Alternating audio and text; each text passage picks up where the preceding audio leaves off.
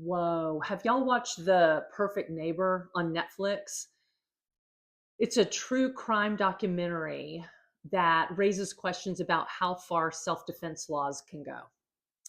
It's compelling and it's hard to watch, but it shines a spotlight on a controversial law that more than 30 states have passed in some shape or form.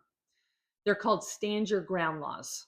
And at their core, they do one very specific thing. They remove the duty to retreat before using deadly force.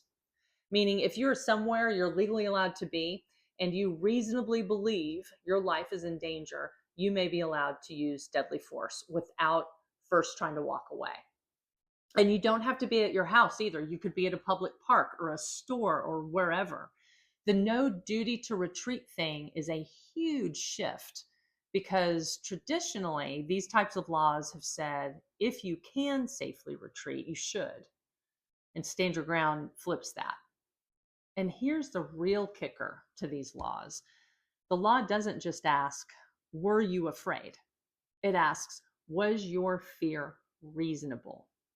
And that word, reasonable, is where human judgment and bias and perception all come into play. Supporters will tell you these laws just protect your right to defend yourself. And critics will tell you these laws increase violence and are applied unevenly among the population. Because when the law says stand your ground, what it really means is it depends on who you are, where you are, and how that moment is judged by someone who wasn't in your shoes and wasn't even there.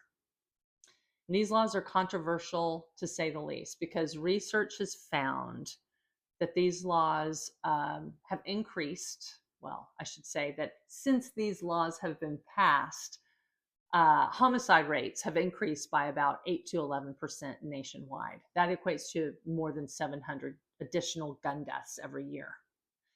And then there's the issue of how these laws are applied.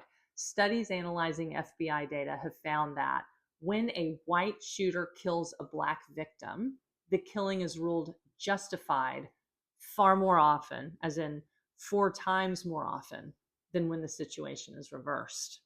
So the right to defend yourself is deeply rooted in the law, especially when it comes to your home. But how far that right extends and how it's applied in society, that's where things get complicated. And that, my friends, is another reminder that life is legal. So you got to know the rules.